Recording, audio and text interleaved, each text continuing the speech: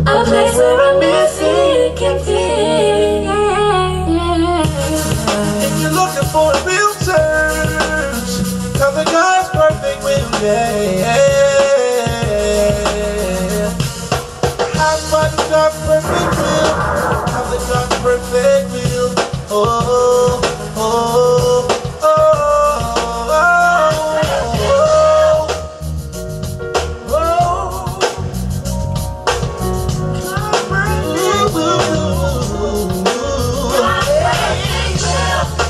Come on over, come on over, come on over, come on over, come on, come on, come on, come on, come on.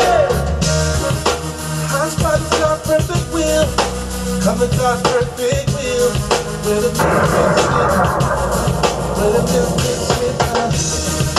come to God's perfect will. If you're looking for a will. Let us therefore fear, lest the promise being left us of entering into his rest, any of you should seem to come short of it. For unto us was the gospel preached, as well as unto them. But the word preached did not profit them, not being mixed with faith in them that heard it. Fear that you don't enter into the promises of God. Fear that the fact that, mainly fear that you don't do or get what God promised you. See, I don't fear what went wrong in my life. I fear that I don't ever get to the place and to that promise that God get for this church, this ministry, my life, my purpose. You could fear folk leaving you. That's not a big problem. Don't fear that. I don't fear you don't lose your job, but I fear walking this earth and dying and living and dying in LA and not doing nothing. People don't know what I'm supposed to do in life. I fear not fulfilling my purpose. And right now, if God said, I'll take you, Tari Allen, right now, would I go to heaven? No. I said, oh, God, I didn't do what I'm supposed to do. I didn't see the great manifestations of God for my life. And it ain't got to be something big like y'all start a 1,000 ministry, folk ministry. I just want to get to that plateau and be great on my level, wherever it may be. Some people, it ain't got to be, God, I finally got to be a manager in my job. God, I finally got married. I finally had my 2 kids. Something, it ain't got to be big, but get to the point. I see my children, I raised my kids, and they grown now. I saw my family grow, and they doing what? That, you want to be able to get to that point before you die. The Bible says, fear that you didn't accomplish what you were set out on this earth to do. Don't worry about the bumps in the road along the way. Fear you not accomplish who God called you to be. And you don't have to be a big, people always think being in God, you got to be great. You could be a chain to a link to make greatness come. Come on. Amen. Let me say this. Rahab the harlot was a harlot, but she's in the Bible, part of the lineage, only woman. Let me say, the only woman really mentioned in the genealogy of Jesus Christ, and she was a harlot. But she was an important part of a link to a bigger chain that had to happen. That was her purpose, to hide the spies. Everything else didn't matter. What didn't matter? She was sleeping around with men. And the Bible didn't say Rahab stopped being a harlot after that.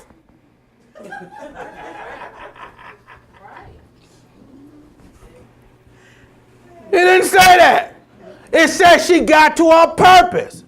So a lot of stuff we go through don't matter, but make a profit in your life.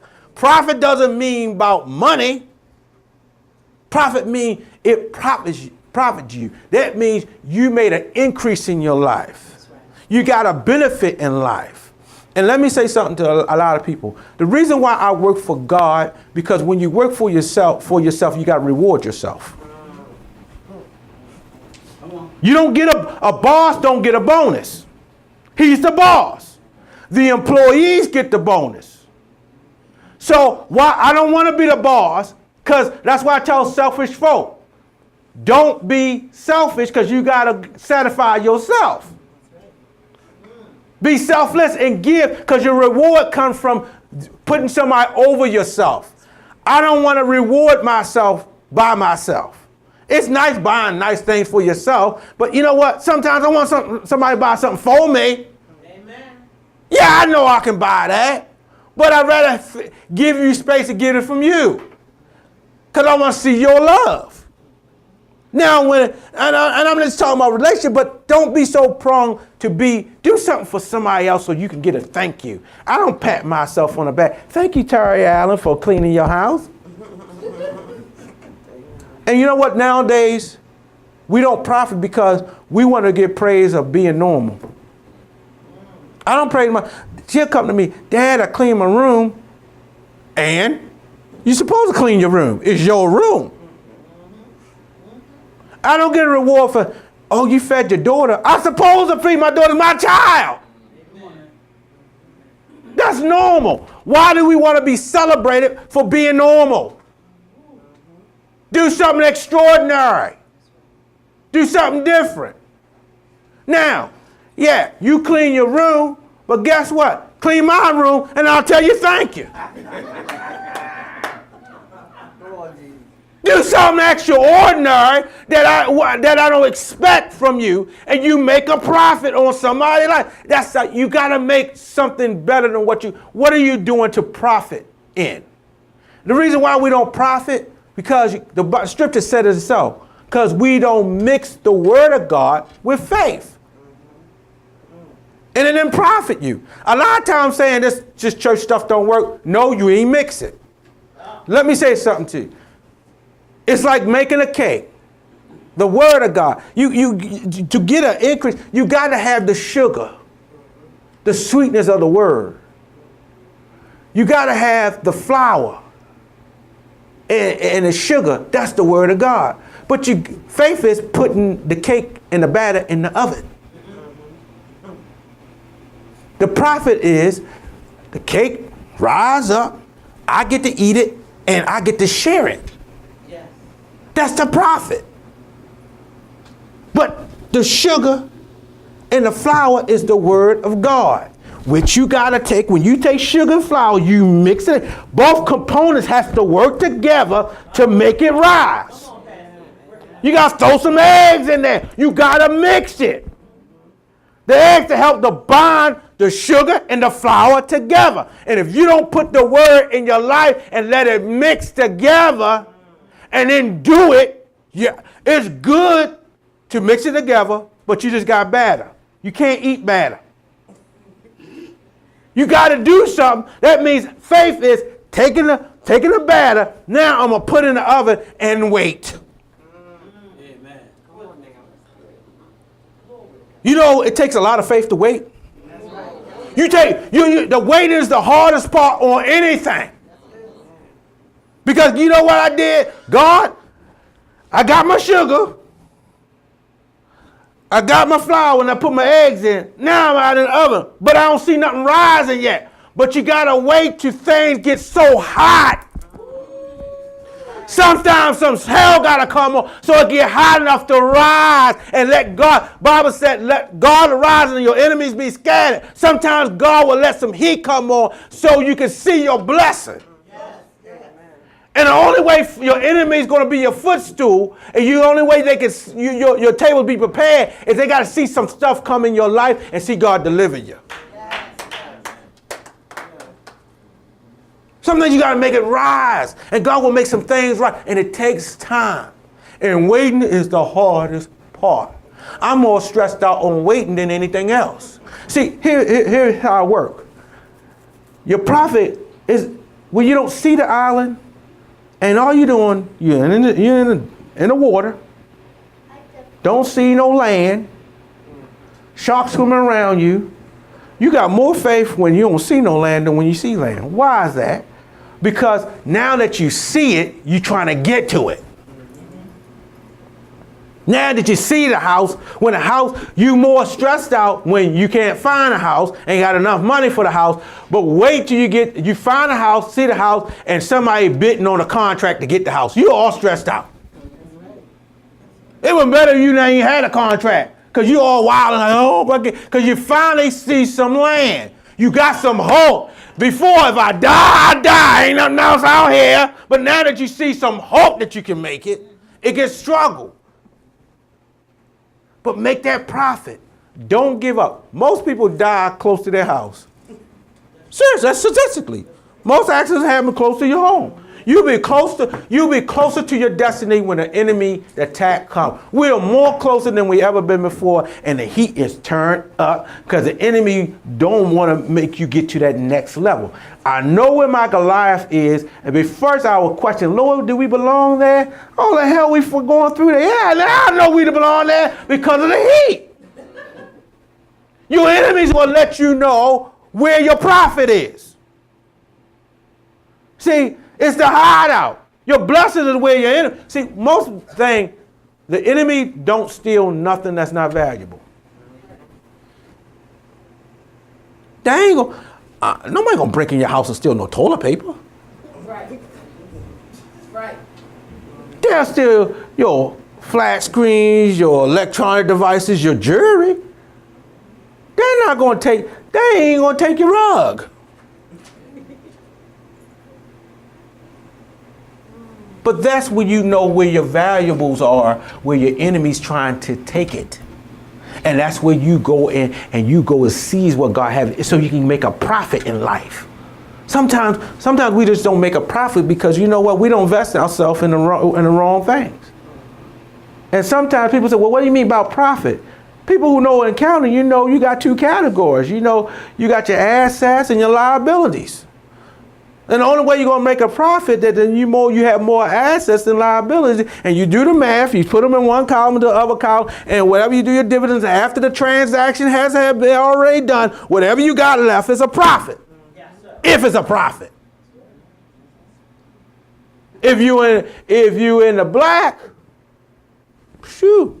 You're good. Even the reds, you didn't make a profit. If you broke even, you didn't make a profit. If you lost, you didn't make a profit. You have to have more after the transaction, and whatever you ever have left, whatever you kicked out, has to be more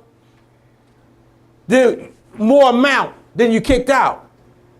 What we don't do, when we meet people, find out what's their takeaways and what they delivering to you, what they giving to you. Find out when you meet anybody. I don't care, friend, potential friend, boyfriend, girlfriend, whatever job. Find out, add up. Bible says before you go to war, count the cost. Before you build a building, find out. Jesus said, find out if you can finish the building because you'll be more embarrassed starting the foundation. Folk will talk about you because you didn't complete your task. That's why I tell people, anybody you meet, relationships, find out what this person is bringing to the table. What are your benefits and what are your takeaways? Yeah. The problem with people, since it's Valentine's Day close in this weekend, find out people who are dating, when you come up, don't bring to the new person your takeaways. Ooh, that's right. When you first meet folk.